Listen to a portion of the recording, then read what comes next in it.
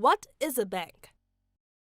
A bank is a financial company with special functions and powers, including the taking of deposits and the issuing of loans.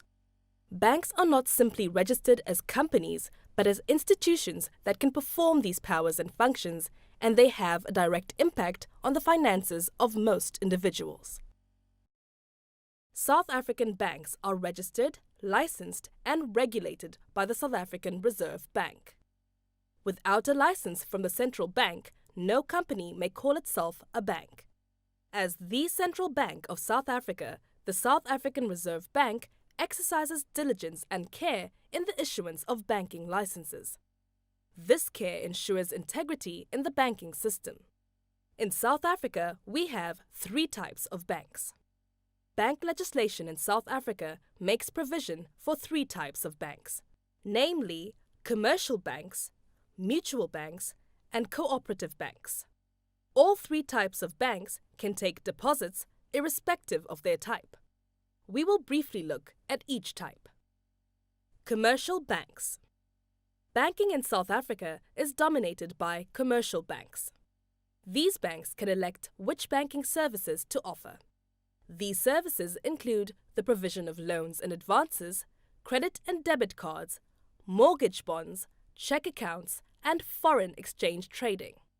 Banks charge fees on many of these services, which is an important source of their income. The larger, well-known banks such as Absa, Capitec, FNB, Investec, Nedbank, and Standard Bank are examples of commercial banks.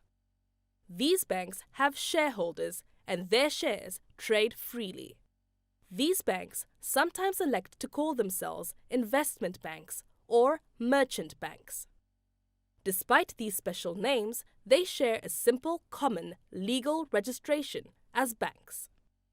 Mutual banks. Mutual banks are the second form of banks in South Africa. There are very few of these banks in South Africa, and they are owned by their members, mainly their depositors.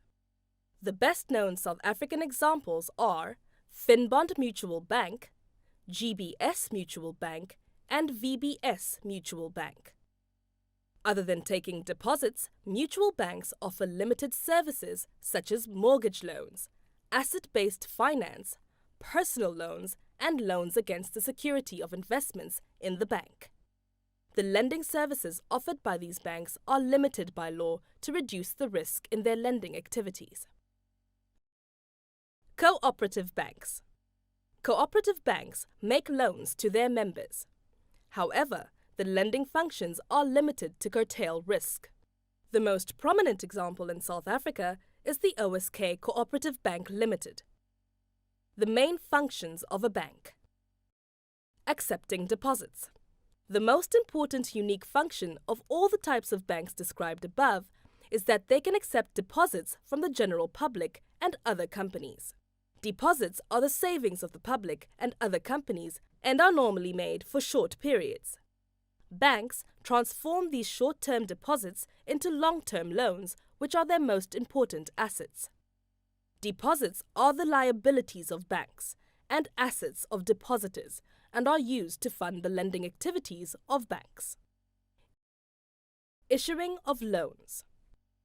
For most individuals, the ability to buy a house, a car, or finance their studies will depend on getting a loan, usually from one of the commercial banks. However, the ability of banks to issue loans is dependent on their ability to attract and retain deposits. Banks charge higher interests on the loans they make than what they pay for deposits. By issuing loans, banks perform a crucial function in the economy. Loans finance transactions in the economy and can also be used as a source of investment, for example, to purchase property. How do banks generate their income?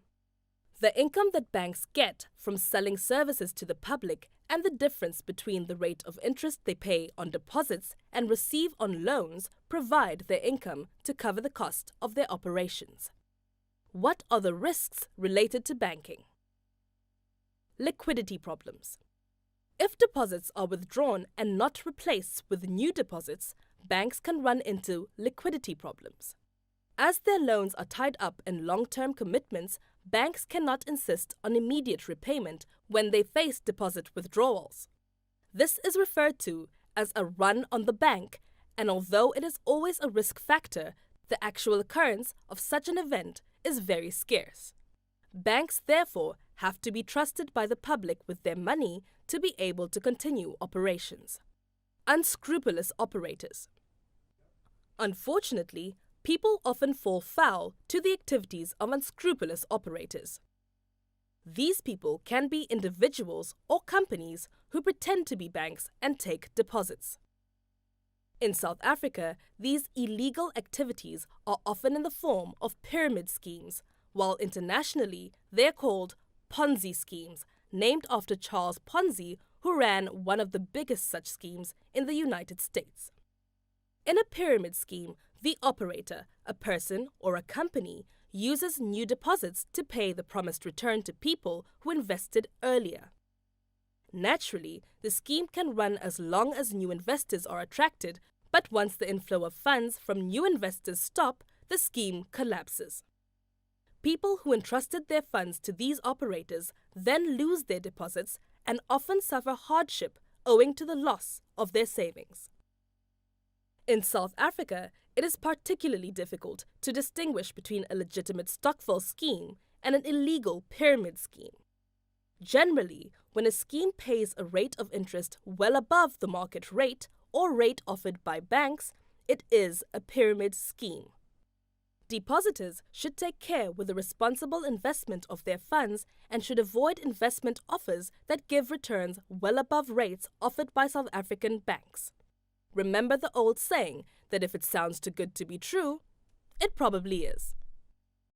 Summary and caution. It should be evident that banks play a crucial role in people's lives and the functioning of the economy. People borrow money from banks for various reasons, but mainly because they think that such borrowing will improve their living standards despite the interest payable on borrowed funds.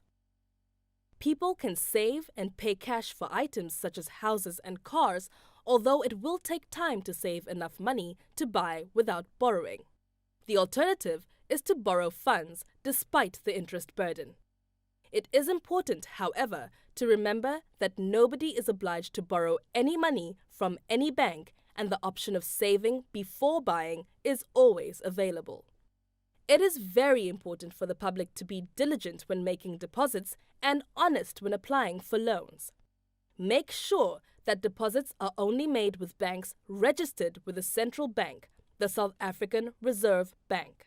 A complete list of registered banks that can legally take deposits can be found on the website of the central bank.